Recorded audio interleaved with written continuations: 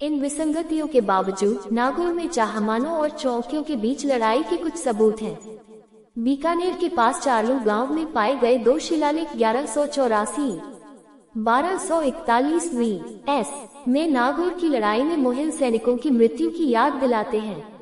मोहिल चौहानों चाहमानों की एक शाखा है और यह संभव है कि शिलालेख पृथ्वीराज रासो में वर्णित युद्ध का उल्लेख करते हों।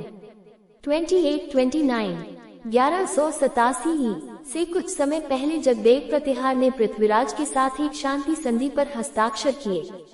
खरतारा गज पट्टावली के अनुसार अभेदा नामक एक प्रमुख ने एक बार जगदेव से सपादलक्ष देश चाहमान क्षेत्र के धनी आगंतुकों पर हमला करने और लूटने की अनुमति मांगी।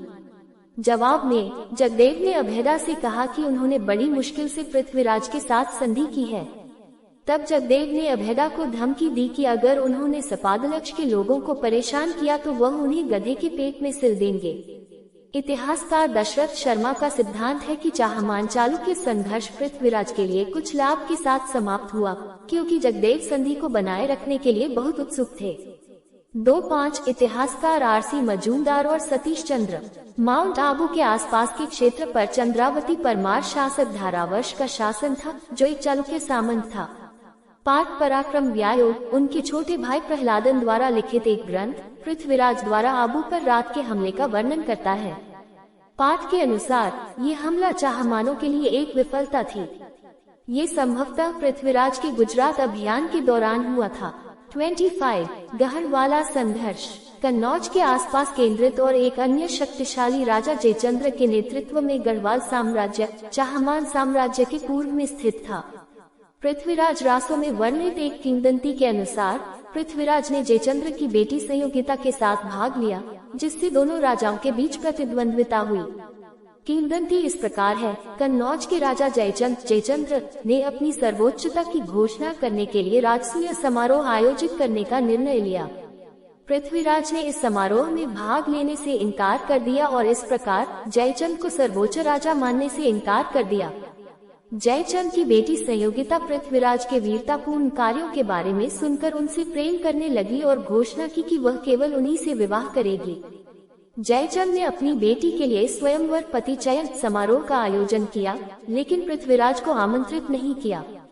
फिर भी पृथ्वीराज 100 योद्धाओं के साथ कन्नौज पहुँचे और संयोगिता के साथ भाग गए। उनके 2/3 योद्धाओं ने गढ़वाल सेना के खिलाफ लड़ाई में अपने प्राणों की आहुति दे दी, जिससे वह संयोगिता के साथ दिल्ली भागने में सफल रहे। दिल्ली में पृथ्वीराज अपनी नई पत्नी पर मोहित हो गए और अपना अधिकांश समय उसके साथ बिताने लगे।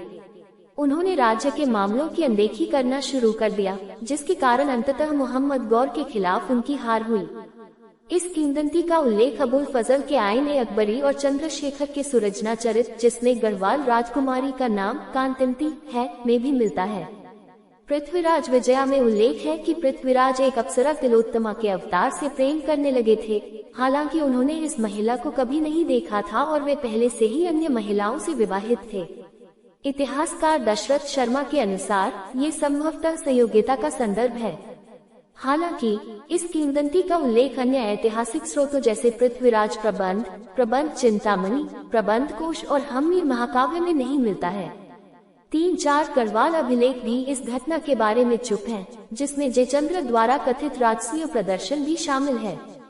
3-5 दशरथ शर्मा 36 और आरबी सिंह 37 के अनुसार इस किंवदंती में कुछ ऐतिहासिक सच्चाई हो सकती है, क्योंकि इसका उल्लेख 3 अलग अलग स्रोतों में किया गया है।